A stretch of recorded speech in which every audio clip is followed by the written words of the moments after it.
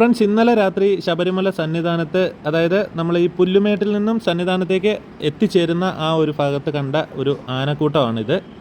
പുല്ലുമേട്ടിൽ നിന്നും സന്നിധാനം വരെ ഏകദേശം 6 കിലോമീറ്ററോളം കാനനപാത തന്നെയാണ്. വന്യജീവികൾ സ്വസ്ഥമായിട്ട് വിഹരിക്കുന്ന അവരുടെ സ്വന്തം സ്ഥലം തന്നെയാണിത്.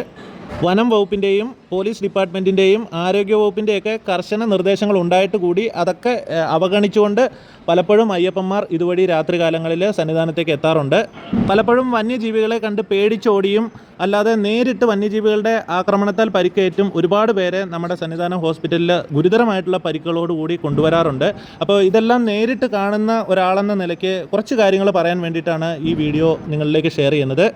നിങ്ങളിത് നോക്കൂ, ഹൃദ്രോഗമുള്ളവരും അമിതഭാരമുള്ളവരും മറ്റു രോഗങ്ങൾ കൊണ്ട് കഷ്ടപ്പെടുന്നവരും ഒക്കെ ഇതുപോലെയുള്ള അപകടം പിടിച്ച വഴികളിലൂടെ ശബരിമലയിലേക്ക് വരുമ്പോൾ എത്രത്തോളം ബുദ്ധിമുട്ടാണ് അത് മറ്റുള്ളവർക്ക് ഉണ്ടാക്കുന്നതെന്ന്. ഇത് NDRFകാരും പോലീസുകാരും ചേർന്ന് അപകടത്തിൽ പരിക്കേറ്റ ഒരാളെ, അതും ഒരുപാട് ഭാരമുള്ള ഒരാളെ നമ്മുടെ ഹോസ്പിറ്റലിലേക്ക് ഷിഫ്റ്റ് ചെയ്യുന്ന ഒരു കാഴ്ചയാണ്. നമ്മൾ ഈ കണ്ട ലൊക്കേഷനിൽ നിന്നും ഏകദേശം 1 കിലോമീറ്റർ ഉണ്ട് സന്നിധാനം ഹോസ്പിറ്റലിലേക്ക്.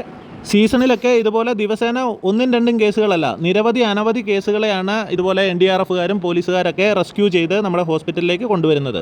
അപ്പോൾ നിങ്ങൾ ഈ വീഡിയോ കാണുമ്പോൾ മനസ്സിലാക്കേണ്ട കാര്യം എന്താണെന്ന് ചോദിച്ചു കഴിഞ്ഞാൽ, പൂർണ്ണമായ ആരോഗ്യസ്ഥിതി ഉള്ളവർ മാത്രം ഇതുപോലെയുള്ള കഠിനമായ യാത്രാരീതികൾ സ്വീകരിക്കുക. അല്ലാത്തവർ നമ്മുടെ സംവിധാനങ്ങളെ വെല്ലുവിളിച്ചുകൊണ്ട് സ്വയം അപകടത്തിൽ പോയി ചാടാതിരിക്കുക.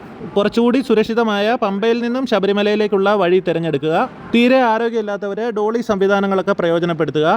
ഒരു ആരോഗ്യ പ്രവർത്തകൻ എന്ന രീതിയിൽ പറയട്ടെ, നമ്മളുടെ മുന്നോട്ടുള്ള ജീവിതത്തിൽ നമുക്ക് ഏറ്റവും വിലപ്പെട്ടത് നമ്മുടെ ആരോഗ്യം തന്നെയാണ്. അയ്യപ്പ ദർശനം കഴിഞ്ഞ് അരവണ പ്രസാദമൊക്കെ ആയിട്ട് നമ്മൾ വീട്ടിലേക്ക് ചെല്ലുന്നതും കാത്തിരിക്കുന്ന ഒരു കുടുംബമുണ്ട്. ആ കുടുംബത്തിൻ്റെ സമാധാനം കൂടെ നശിപ്പിക്കുന്ന രീതിയിലായിരിക്കരുത് ഒരിക്കലും നമ്മുടെ തീരുമാനങ്ങൾ. അയ്യപ്പ സന്നിധിയിലേക്കുള്ള വഴികളിൽ ഇതുപോലെ അപകടത്തിൽപ്പെടുന്ന 100 കണക്കിന് ആളുകളെ ദിവസേന റെസ്ക്യൂ ചെയ്തെടുക്കുന്ന NDRFൻ്റെ ആയാലും ശരി, പോലീസിൻ്റെ ആയാലും ശരി, മറ്റ് ഫോറസ്റ്റ് എല്ലാ ഫോഴ്സിലെയും ജീവനക്കാർക്ക് ഒരു ബിഗ് സല്യൂട്ട്. അപ്പോൾ ഞാൻ ഈ പറഞ്ഞ കാര്യങ്ങളിലൊക്കെ വാസ്തവം ഉണ്ടെന്ന് തോന്നുന്നവർ തീർച്ചയായിട്ടും മറ്റുള്ളവർക്കായിട്ട് ഈ വീഡിയോ ഒന്ന് ഷെയർ ചെയ്ത് കൊടുക്കുക. അപ്പോൾ thank you for watching this video. Thank you.